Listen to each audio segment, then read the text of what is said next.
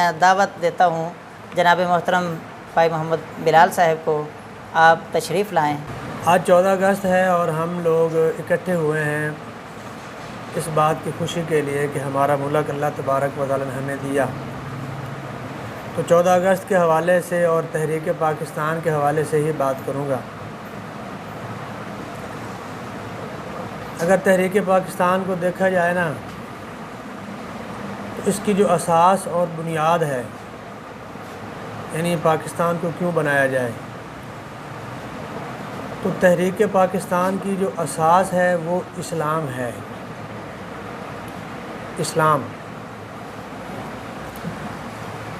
اسلام جو ہے ہمارا مذہب ہے۔ ویسے تو الحمدللہ ہم مسلمان ہیں۔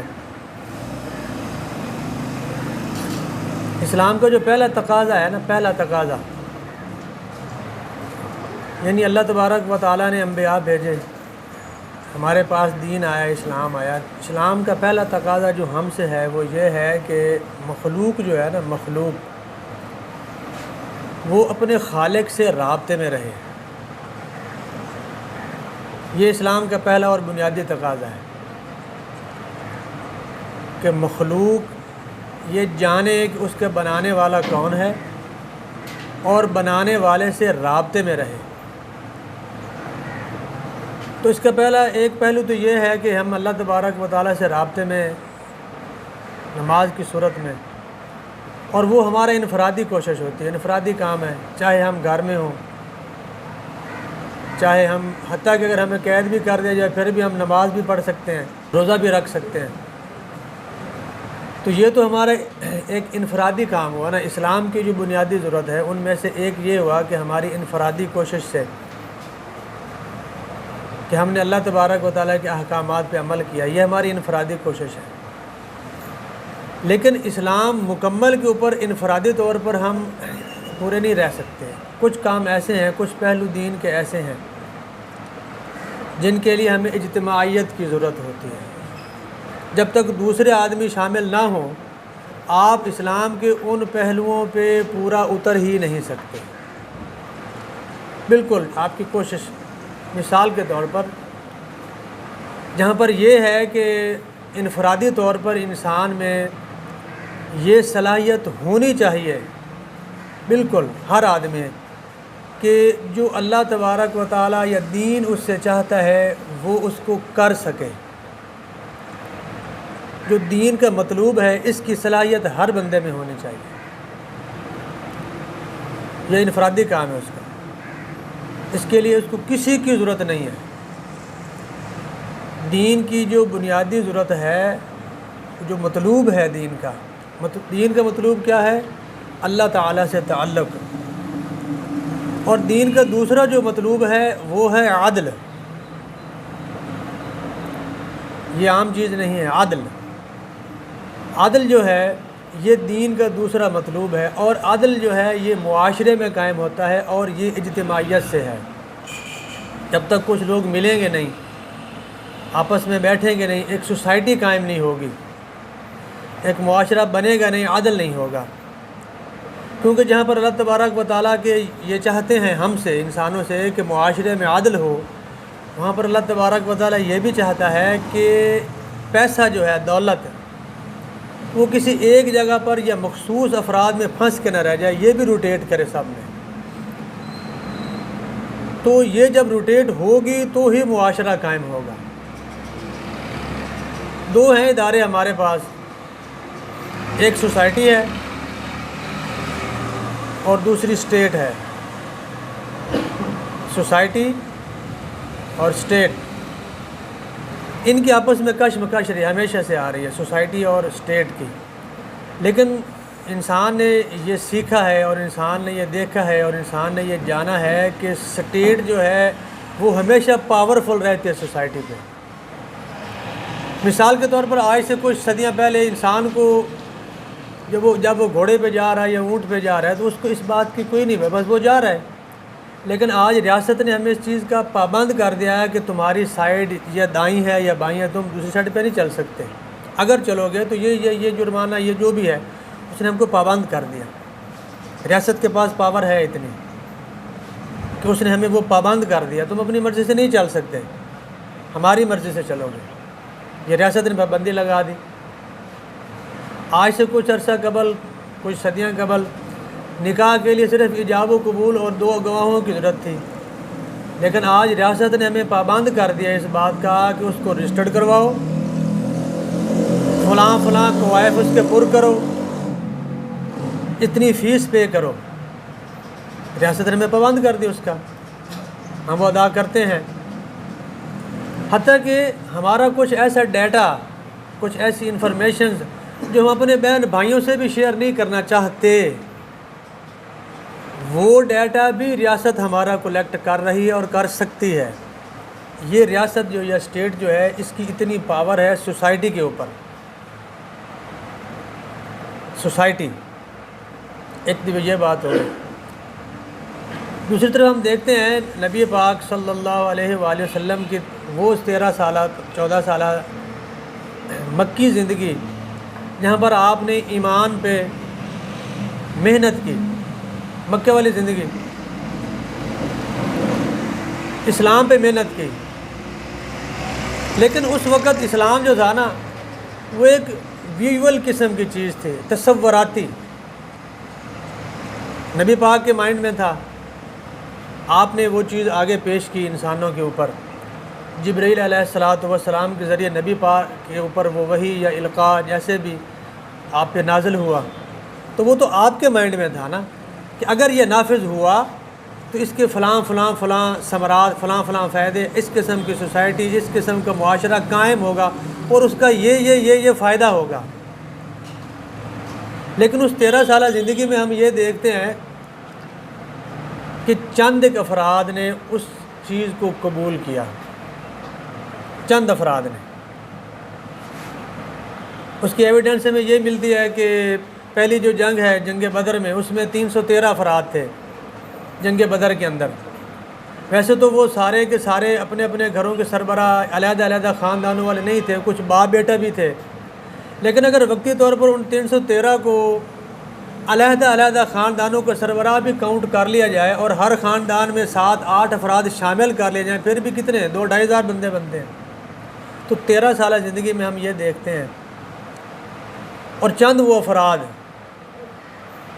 جن کا تخیل، جن کا تصور اتنا مضبوط تھا کہ انہوں نے اس چیز کا ادراک کر لیا خود سے کہ اگر یہ چیز جو یہ نبی پاک کہہ رہے ہیں، اگر یہ زمین پہ لاگو ہو گئی تو یہ فائدہ ہوگا اور یہ آخرت میں بھی فائدہ ہوگا، تو انہوں نے وہ چیز قبول کر لی۔ لیکن عوام الناس کا کیا کریں؟ انہوں نے قبول نہیں کی۔ ایک چیز یہ دیکھتے ہیں ہم، نہیں کی انہوں نے قبول وہ چیز، حتیٰ کہ آپ سورۃ بنی اسرائیل میں آتا ہے وَاجْعَلْ لِي مِن لَّدُنْكَ سُلْطَانًا نَصِيرًا۔ یہ آیت کریمہ ہے، دعا بھی ہے، سورۃ بنی اسرائیل کی یہ آیات ہے۔ اس کا مفہوم پیش کرتا ہوں کہ اس میں وہ ہے جس پر ہم یہ کہہ سکتے ہیں کہ ریولوشن جو ہے وہ اپنے اصل سفر کی جانب اب چل پڑی ہے اس دعا کے بعد۔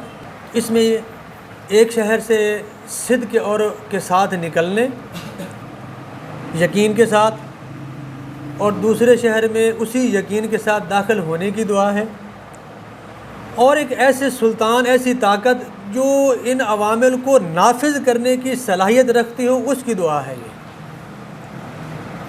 جو دماغ میں، تصور میں ویول پاور جو ہے، اس کو اب زمین پہ لاگو کرنا ہے۔ جب زمین پہ کوئی چیز لاگو کی جاتی ہے نا، اسی چیز کو اسٹیٹ کہتے ہیں۔ ریاست کی ضرورت اس لیے پیش آتی ہے۔ ریاست کسے کہتے ہیں؟ پاکستان ہمیں ایسے نہیں ملا۔ پاکستان اور ریاست کی بات کی جائے تو یہ ایسے نہیں ہے، یہ دینی ضرورت ہے ریاست، اسلامی ضرورت ہے ریاست، اور ہر فرد جو ہے ریاست کا وہ انفرادی طور پر، شرعی طور پر پابند ہے ریاست کے عدل کے نظام میں اپنا حصہ ڈالنے کے لیے، وہ پابند ہے۔ اور یہ پابندی اس کو اس کا دین یعنی اسلام اس پہ لگا رہا ہے کہ تم اگر معاشرے میں عدل، کیونکہ عدل جو ہے وہ مطلوب الہی ہے، عدل اللہ تعالیٰ کو زمین پہ چاہیے، زمین کے اوپر عدل چاہیے ہی چاہیے۔ جو عدل کو پسند نہیں کرتا یا جو عدل کا ساتھ نہیں دیتا وہ اللہ تعالیٰ کے ناپسندیدہ لوگ ہیں۔ عدل معاشرے میں قائم ہونا ہی چاہیے، اور اس عدل کو قائم کرنے کے لیے انفرادی طور پر، یعنی انڈیویجلی، اکیلے یہ کوئی نہیں کہہ سکتا کہ چونکہ فلاں آدمی عدل کا ساتھ نہیں دے رہا تھا تو میں نے بھی نہیں دیا، یہ نہیں کہا جا سکتا۔ عدل کے لیے انفرادی طور پر ہر آدمی کے ذمہ ہے کہ وہ اپنی کوشش کرے عدل کے لیے، اور یہ اسلامی ضرورت ہے عدل۔ اس کے مقابل ہمیں بات کر رہا تھا کہ جب آپ نے یہ دعا فرمائی، پھر آپ مدینہ تشریف لائے، تو ہم دیکھتے ہیں کہ جب ایک لوگوں کو کنکریٹ ایویڈنس ملی، کہ یار یہ تو وہ باتیں جو مکے میں ہو رہی تھیں، وہ ایسے زمین پہ ایسے چلو، زمین پہ یہ کرو، یہ نظام آئے گا تو یہ چلے گا، یہ نظام آئے گا تو انسان اتنے آسان ہو جائیں گے، یہ نظام چلے گا تو چھوٹے بڑے کا فرق ختم ہو جائے گا، ایک کمزور سے کمزور ترین آدمی بھی بڑے باوقار طریقے سے زمین پہ، یار وہ تو ہو چکا، ہو رہا ہے، یہ بڑی پیاری چیز ہے۔ تو وہ پہلے تھا تصور نبی پاک کے مائنڈ میں، اس کے بعد صحابہ رضوان اللہ علیہم اجمعین جو عقل سلیم رکھتے تھے انہوں نے اسی دور میں قبول کر لیا اس کو، لیکن عوام نے نہیں۔ عوام نے اسی تصور کو، اسی خیال کو، اسی ایمان کو، اسی یقین کو جو چند افراد نے کیا تھا، ان کو عوام کو چاہیے ہوتی ہے کنکریٹ ایویڈنس،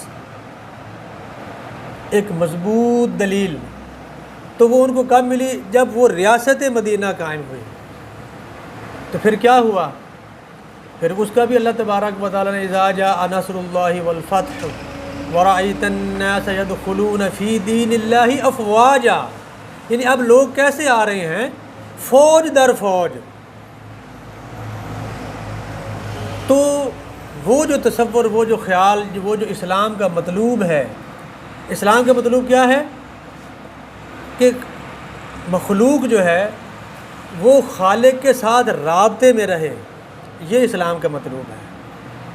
وہ نماز کی اب آگے ایک شکل آ گئی اس رابطے کے لیے، اس کے لیے پھر وہ روزہ ہے، اس کے لیے پھر خرچ ہے، اللہ کی راہ میں خرچ کرنا، وہ ایک ذریعہ ہے۔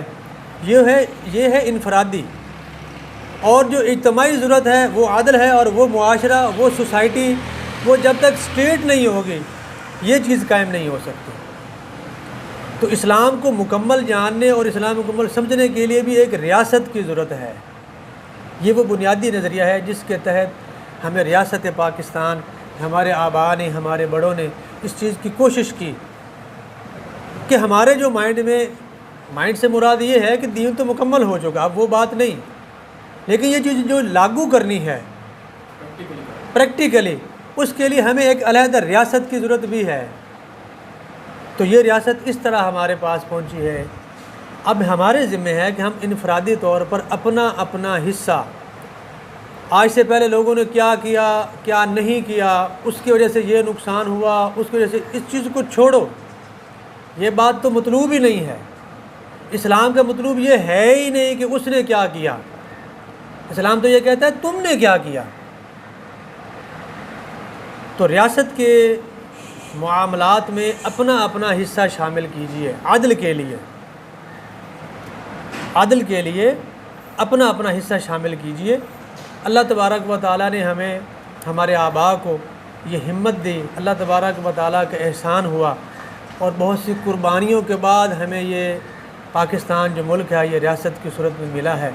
اب یہ ہمارے ذمہ ہے، اور یہ صرف ایسے نہیں، یہ میں بات اس لیے کر رہا ہوں کہ نوجوان بیٹھے ہیں، کہ ریاست کو مضبوط کرنا یہ شرعی ضرورت ہے، یہ ذہن میں رکھنا، ریاست کو مضبوط کرنا یہ شرعی ضرورت ہے۔ جیسے نماز ہے، جیسے روزہ ہے، ایسے ہی عدل ہے، ایسے ہی اتنی ہی طاقت کے ساتھ عدل کی ضرورت ہے، اور یہ خواہش الہی ہے اگر غور کیا جائے کہ زمین پہ عدل قائم ہو۔ اللہ تعالیٰ چاہتا ہے، اللہ تعالیٰ چاہتا ہے کہ زمین پہ عدل ہو، یہ ذہن میں رکھنے والی بات ہے۔ تو دعا ہے کہ اللہ تبارک و تعالیٰ مجھے اور آپ کو اپنا اپنا حصہ شامل کرنے کی توفیق دے۔